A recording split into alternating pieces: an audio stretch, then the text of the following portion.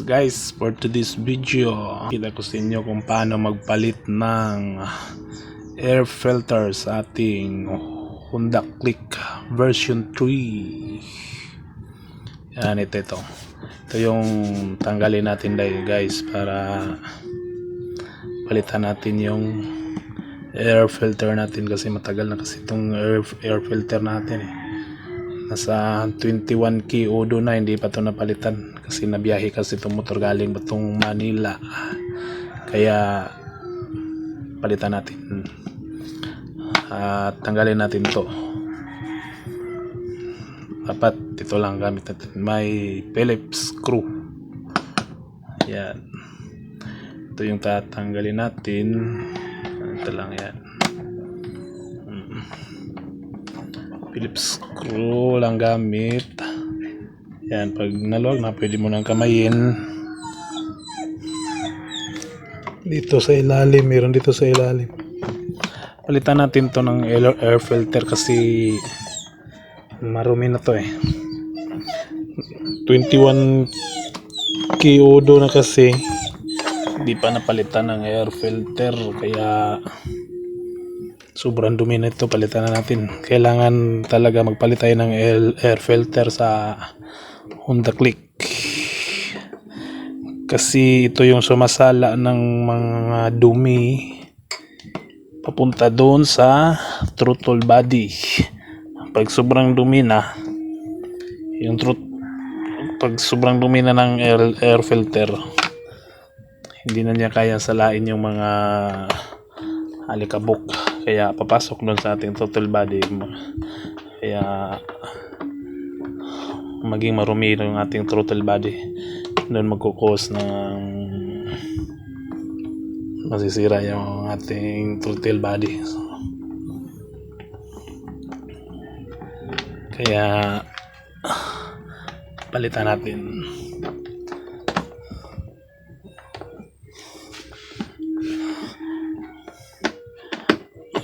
Gamitan natin ang paa kasi yung isang kamay ko nakahawak sa cellphone.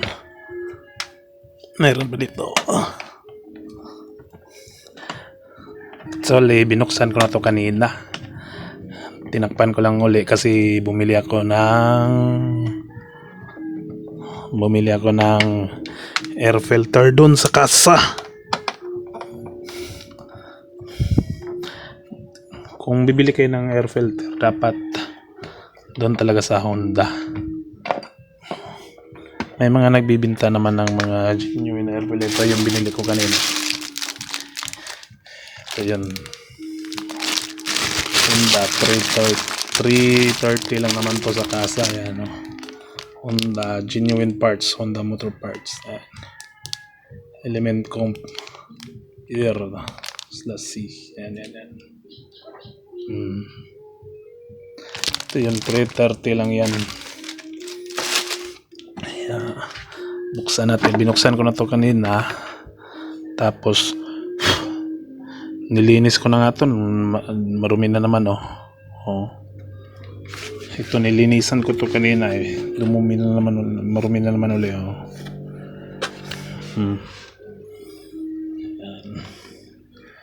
Pwede nyo ito paglinis, brasa nyo lang, pwede naman to, matanggal naman to ito, tanggalin nyo lang to. Gusto kasi ilalim, butas, marumi yan, ganito yan. Ayan, dito, yan, linisin nyo lang, brasa nyo, tapos tubig, marumi. Kinabit ko kasi, binalik ko kasi kanina kasi gawa ng bumili ako ng air filter, kaya marumi yan kasi ito dito papasok yung mga alikabok dyan.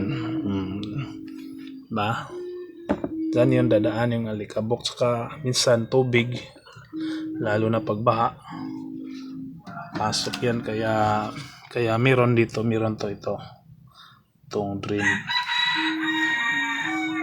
Pag may tubig mo pumasok dito lang, ilalabas lang yan dito. Yan, may butas dito. Yan o. May butas na maliit. Diyan yun nilalabas yung tubig. Kaya, importante din check to. Baka barado. Kung may tubig, hindi na makalabas. May ipon dito. Kaya check niyo din to. Tingnan nyo rin air filter ko. Sa 21 Kyodo. Ang dumi. Tapos, medyo basa pa. Kasi nga, galing to Manila eh. No, grabe ang dumi eh. Ang air filter. Kasi kung dito lang to, pinalitan ko na to mga 12 Kyodo pataas. Pagbukas mo kung marumi na, palitan mo na.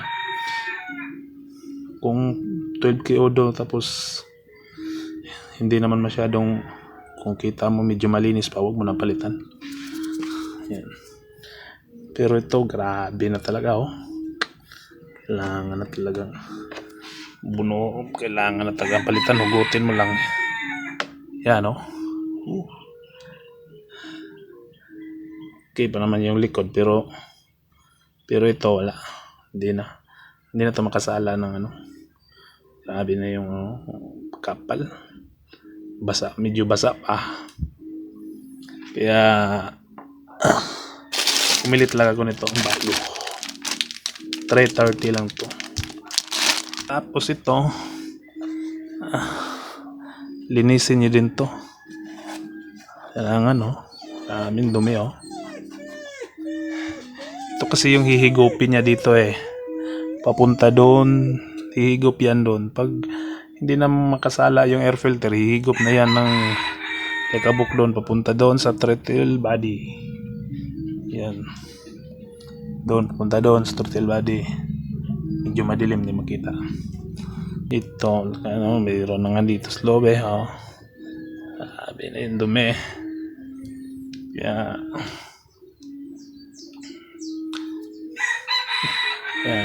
putulin ko muna itong video guys. Lilinisin ko lang.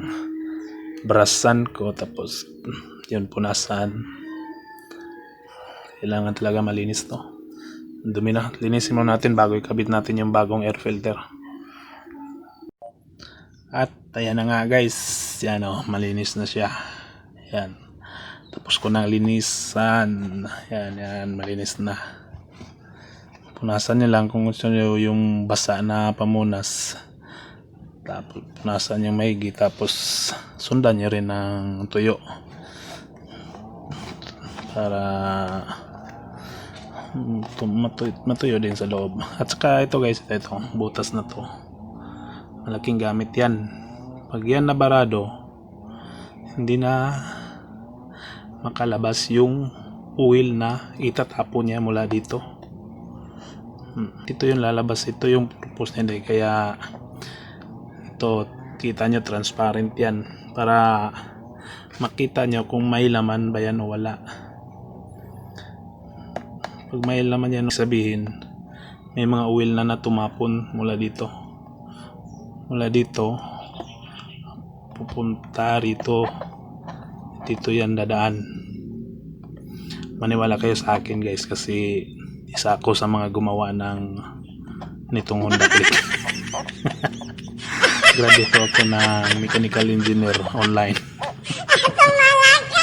Hindi totoo talaga, may tatapon yan ng oil. Yung sobrang oil doon sa makina, ilalabas niya yan dito. Lalo na medyo na yung makina mo. Tatapon niya dito, lalabas dito para makita mo may oil din. May oil din, parang basta kita nyo oil or tubig na papasok dito sa loob. Dito niya lalabas. Ayan. Yun lang guys. Linisan nyo lang. Ganun lang. Punasan nyo ng tuyo na pamunas. Malinis na. Tsaka kabit na natin tong ating bagong air filter. Yung natin, yung stock na air filter yan, Honda PPTD30. Yan. Ito Honda PPTD30 rin. Kaya kabit na natin na.